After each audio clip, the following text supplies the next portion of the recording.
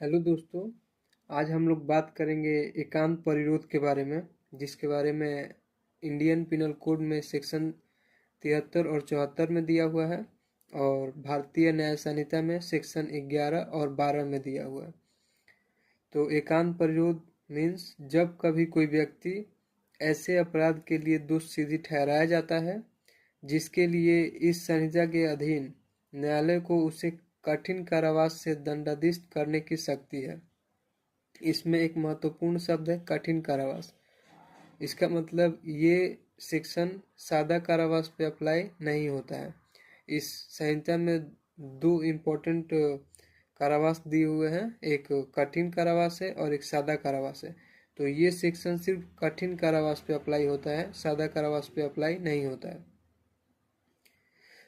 तो न्यायालय अपने दंडादेश द्वारा आदेश दे सकेगा कि अपराधी को उस कारावास के जिसके लिए वह दंडादेश किया गया है किसी भाग या भागों के लिए जो कुल मिलाकर 3 माह से अधिक नहीं होंगे। तो इस सेक्शन में जो अभियुक्त है, जो दोषी है, उसको अगर कोई पनिशमेंट दिया गया है तो उसमें से कुछ भागों के लिए या एक भाग के लिए जो न्यायालय है वो आदेश दे सकेगा कि उसको एकांत परिरोध में रखा जाए, लेकिन कुल मिलाकर 3 महीने से ज़्यादा नहीं होगा। इसके मुख्य 3 बिंदु दिए गए हैं, जिसमें बताया गया है कि कितने समय के कारावास में कितना एकांत परिरोध दिया जा सकता है।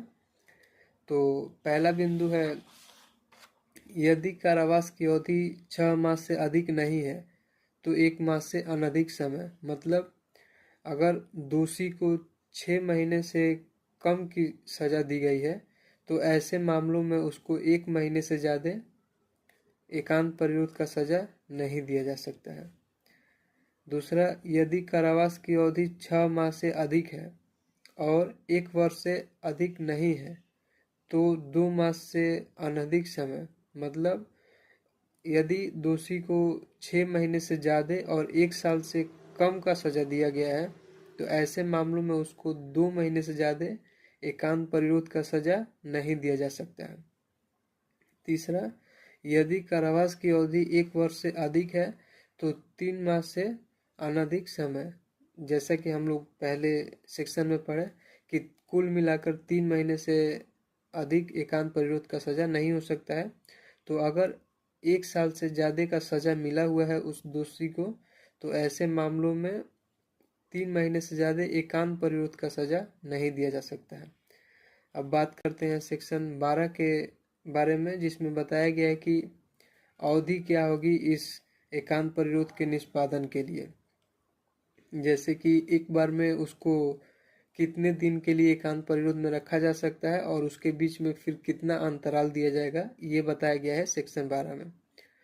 तो एकांत परिरोध के दंडादेश के निष्पादन में ऐसा परिरोध किसी भी दशा में एक बार में 14 दिन से अधिक नहीं होगा। साथ ही ऐसे एकांत परिरोध की कालावधियों के बीच में उन कालावधियों से अन्यूनतम अंतराल होंगे।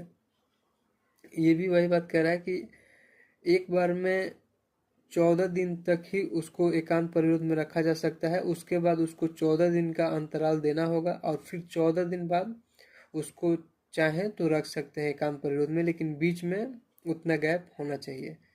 दूसरा, जब दिया गया कारावास 3 माह से अधिक नहीं हो, ये उस कारावास का बात कर रहा है जो कि दोषी को दिया गया है। जैसे कि अभी जो हम लोग 14 दिन का बात किए, इसमें जो दोषी को कारावास दिया गया है वो 3 माह से कम का है। अब जो हम लोग बात कर रहे हैं इसमें उसको कारावास 3 महीने से ज़्यादा का दिया हुआ है।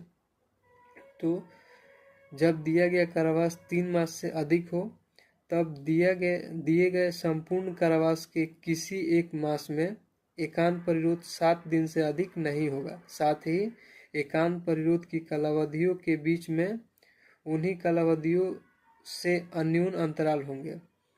ये वही बात कह रहा है, लेकिन अवधि में थोड़ा अंतर है। जैसे कि अगर 3 महीने से कम 3 महीने से ज़्यादा के लिए अगर उसको सज़ा दिया गया है दोषी को, तो ऐसे मामलों में 1 महीने में 7 दिन से ज़्यादा के लिए उसको एकांत परिरोध में नहीं रखा जा सकता है, और फिर 7 दिन का अंतराल भी दिया जाना चाहिए। जैसे 1 महीने में 30 दिन होते हैं, उसमें से 7 दिन अगर उसको एकांत परिरोध में रखा गया तो 7 दिन का अंतराल देना होगा, और जो 16 दिन बच रहे हैं उसको ऐसे सामान्य जेल में रखना होगा। फिर अगले महीने में 7 दिन के लिए एकांत परिरोध में रखा जा सकता है। तो ऐसे करके ये जो 3 महीने का सज़ा होता है उसको कंप्लीट किया जाता है। इसको हम लोग उदाहरण से समझने का कोशिश करते हैं। जैसे चोरी का इल्ज़ाम लगा हुआ है एक अभियुक्त पे, और उसको सज़ा हुई, चोरी के इल्ज़ाम में उसको सज़ा हुई 3 साल का, कम से कम 3 साल का सज़ा है चोरी का। ये दिया हुआ है भारतीय न्याय संहिता के सेक्शन 303 में क्लॉज 2 में, जिसमें 3 साल का सज़ा कम से कम होता है और रिग्रियस इम्प्रिजनमेंट मतलब कठिन कारावास होता है। तो जो सेक्शन में दिया हुआ है भाग या भागों के लिए, उसको समझने के लिए मान लीजिए 3 साल का सज़ा दिया हुआ है, तो उसमें आदेश है कि पहले साल में 1 महीने का एकांत परिरोध होगा, और फिर दूसरे साल में 1 महीने का एकांत परिरोध होगा, और फिर तीसरे साल में 1 महीने का एकांत परिरोध होगा। तो ये भाग या भागों के लिए होता है। एक तो हो जाता है कि पहले साल में ही 3 महीने का एकांत परिरोध हो जाता, या 3 साल में एक एक करके ये कई भागों में बांट दिया गया, तो ये भाग और भागों को दर्शाता है। इसके अलावा जैसा कि हम लोग बात किए कि 1 साल से ज़्यादा वाले मामलों में 3 महीने से ज़्यादा का पनिशमेंट एकांत परिरोध होता है। तो जैसा कि चोरी का सज़ा कम से कम 3 साल का होता है, तो इसमें तो 3 महीने से ज़्यादा का ही एकांत परिरोध होगा। अब सेक्शन 12 समझने के लिए दूसरा एग्जाम्पल लेते हैं।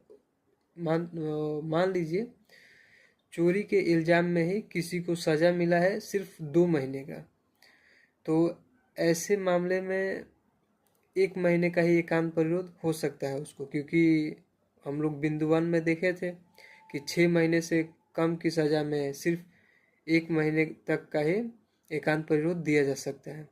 तो मानते हैं कि 2 महीने का सज़ा मिला है उसमें, तो उसको 1 महीने का एकांत परिरोध मिला, तो वो 14 दिन के लिए एकांत परिरोध में रहेगा, और फिर 14 दिन का अंतराल लेगा, और फिर अगले महीने में दूसरे महीने में 14 दिन के लिए एकांत परिरोध में रहेगा।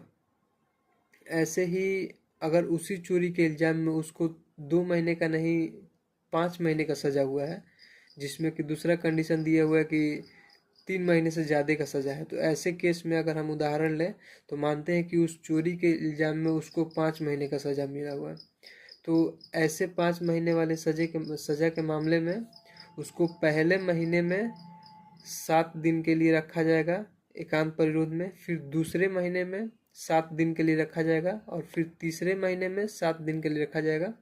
ऐसे करके 5 महीने में उसको 7-7 दिन करके रखा जाएगा। तो ये उदाहरण है उसका जो 3 महीने से ज़्यादा के कारावास के बारे में बात कर रहा था। Thank you.